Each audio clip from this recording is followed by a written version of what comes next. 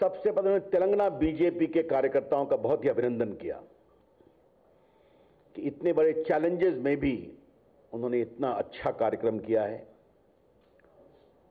और उन्होंने एक प्रकार से हम लोग को सेंटिमेंटल किया कि Hyderabad Bhavnagar has significance for all of us. Hyderabad में सरदार पटेल ने एक भारत की नींव रखी थी जिसको तोड़ने का बहुत प्रयास होता था। अब बीजेपी के कंधों पर एक भारत से श्रेष्ठ भारत की यात्रा को पूरा करने का दायित्व है। From one India, which was the great gift of Sardar Patel in this historic town of Hyderabad, we had to make it a strong, resurgent India. That is the historical obligation and responsibility of BJP. प्रधानमंत्री जी ने एक बात और कही कि आज जब हम तेलंगाना में हैं तो बीजेपी बहुत जगह आगे बढ़ी है। बीजेपी को उसके काम, उसके गवर्नेंस के कारण, उसकी ईमानदारी के कारण बहुत जनता का आशीर्वाद मिलता है। लेकिन कई ऐसे प्रदेश हैं जहां अभी भी संघर्ष जारी है और कार्यकर्ता बिना सत्ता की परवाह किए हुए संघर्ष करते हैं, बलिदान करते हैं। और इस दिशा में उन्होंने तेलंगाना की बात की, केरला की बात की, बंगाल की बात की। The Prime Minister noted the rapid expansion of BJP over the years in the country with the blessings of the people of India. But there are certain areas of challenge, and he very proudly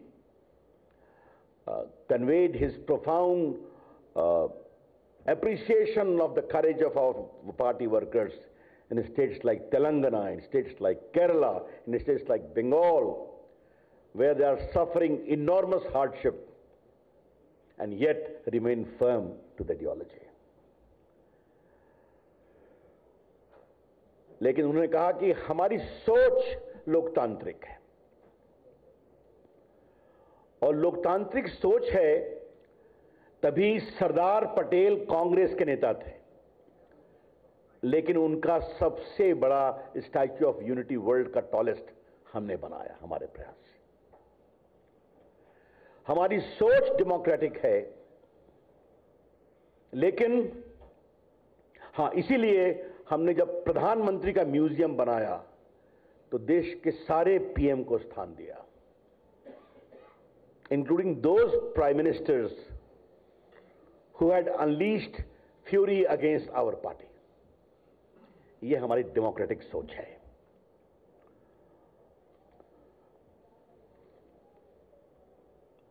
एक अन्य बात जो प्रधानमंत्री ने महत्वपूर्ण कही, आजकल कई राजनीतिक दल अपने अस्तित्व को बचाने में लगे हुए हैं। Many political parties which have ruled India for many years today are fighting for their existence.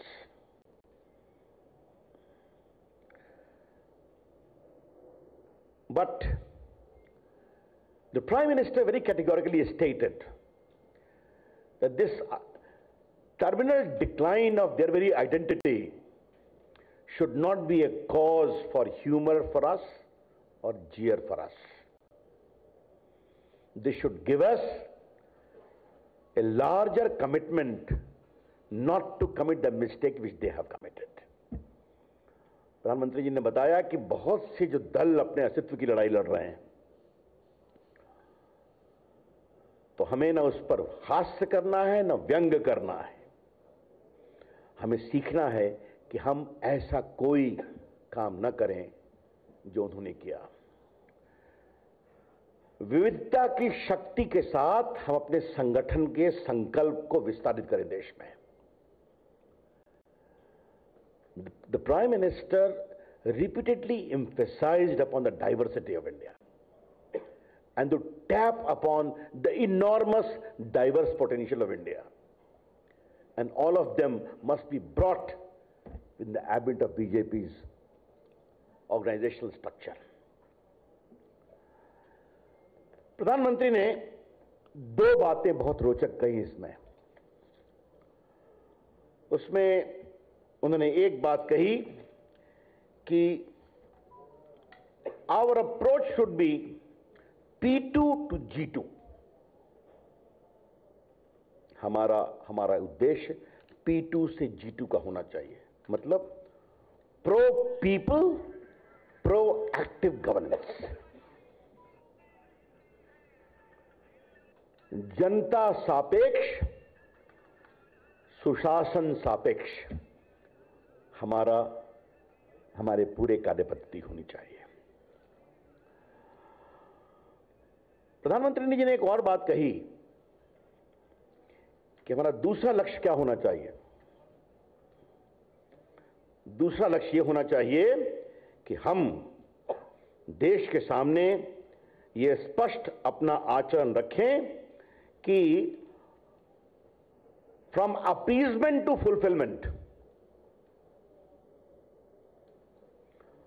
तुष्टीकरण से तृप्तिकरण।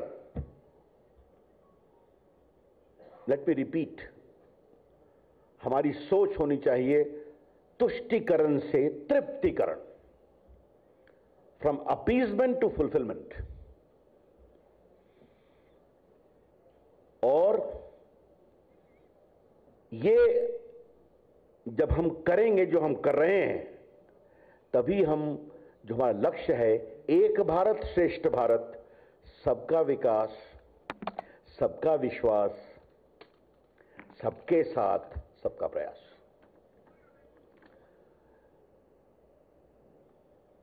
देखिए, ये भारत के पॉलिटिकल दृष्टिकोण में ये प्रधानमंत्री जी की सोच, थोड़ा मैं अपनी टिप्पणी कर रहा हूं, मुझे आप अनुमति दें।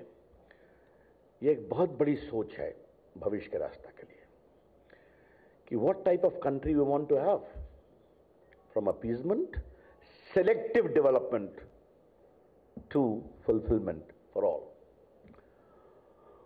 और इसके बारे में प्रधानमंत्री ने बताया, हमने कोरोना काल में करके दिखाया है।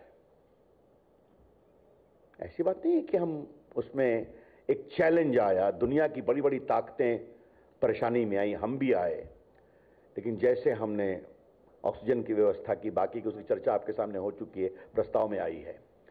लेकिन प्रधानमंत्री ने कहा कि 200 करोड़ लोगों को डोज देना डबल, और फ्री ऑफ कॉस्ट देना, और दुनिया में 25 करोड़ वैक्सीन पहुंचाना, तो ये भारत की एक बड़ी ताकत आई है। और इसी में उन्होंने एक और महत्वपूर्ण बात कही प्रधानमंत्री जी ने कि जबकि कोरोना काल में दुनिया की अर्थव्यवस्था हिल गई है, महंगाई बढ़ी है, ग्लोबल सप्लाई चेन डिसलोकेटेड है, तब भी भारत की विकास दर 8.2% प्लस है। भारत का एक्सपोर्ट रिकॉर्ड हाई हुआ है, भारत में एफडीआई रिकॉर्ड आया है, और